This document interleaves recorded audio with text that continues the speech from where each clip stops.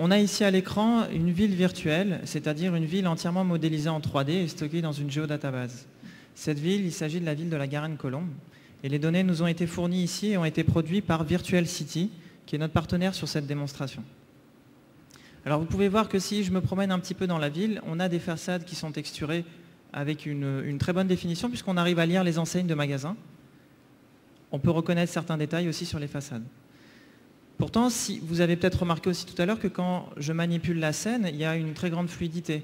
On a ici une implémentation du type un petit peu les niveaux de détail qu'on a dans le site IGML, puisqu'on a un ajustement automatique de la qualité des bâtiments en fonction du niveau de zoom et donc de la distance par rapport à la vue. Alors si on a mis ces données ici dans une géodatabase, ce n'est pas uniquement pour les afficher, mais c'est aussi et surtout pour pouvoir les exploiter. J'ai ici un projet d'aménagement d'un quartier de la Garenne-Colombes. Et pour mener à bien ce projet d'aménagement, je vais devoir travailler avec différents intervenants qui peuvent être et pouvoir faire des échanges corrects avec tous ces métiers, qui travaillent tous avec des logiciels différents et dans des formats différents. Virtual City a développé un ensemble d'outils qui peuvent être intégrés à ArcGIS et qui me permettent de faire des échanges entre la géodatabase et des formats de fichiers 3D.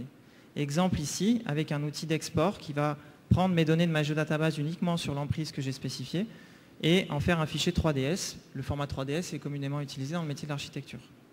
Alors le résultat de cet export, le voilà, dans un viewer 3D, où vous voyez que j'ai bien conservé uniquement les bâtiments qui m'intéressent sur l'emprise que j'ai définie, avec leur texture.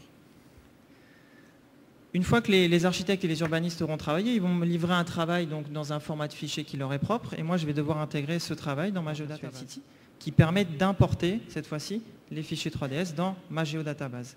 Et au passage, lors de l'import, je vais conserver les textures, pouvoir spécifier le système de projection utilisé et enrichir mes bâtiments avec un certain nombre d'informations telles que par exemple la date de destruction et de construction des bâtiments. Voilà les nouveaux bâtiments, ils apparaissent en blanc ici sur la carte.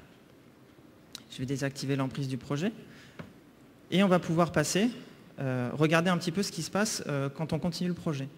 Comme vous l'a dit Gaëtan tout à l'heure, lorsqu'on dispose de champs de type date dans une géodatabase, on peut activer la composante temporelle sur la couche de cette vidéo qui me permet d'animer les différentes phases du projet. La voilà. Où vous voyez disparaître les bâtiments qui vont être détruits et vous voyez apparaître en blanc les nouveaux bâtiments du projet, ceci jusqu'à la finalisation totale du projet. Donc une fois que j'ai intégré mes nouveaux bâtiments, je passe à l'étape suivante de mon travail et cette étape, je vais activer l'imagerie du projet pour qu'on ait une idée plus précise de ce qui va se passer plus tard. Ça va être de rajouter un certain nombre d'informations dans mon SIG. Alors vous voyez cette place, il va falloir que je l'équipe avec un certain nombre d'équipements, d'équipements urbains, équipements de réseau et autres. Donc je vais me placer sur un contexte un peu plus proche de la zone où je vais travailler. Et la nouveauté ici en version 9.4, c'est de pouvoir démarrer directement une session d'édition en 3D. Et donc ici, j'utilise les mêmes modèles de mise à jour qu'on a vu tout à l'heure en 2D, mais je les utilise en 3D. Donc je vais placer par exemple une borne incendie à proximité de la bordure de trottoir. Cette borne incendie, vous le voyez, et puis vous avez remarqué que depuis le début, on travaille en 3 dimensions. Cette borne incendie, si on travaille en 3 dimensions, n'oubliez pas qu'en 3D, il y a également les données du sous-sol. Et là, je vais raccorder cette borne incendie au réseau d'eau potable de la commune. Donc tout simplement en utilisant les mêmes modèles de mise à jour que tout à l'heure.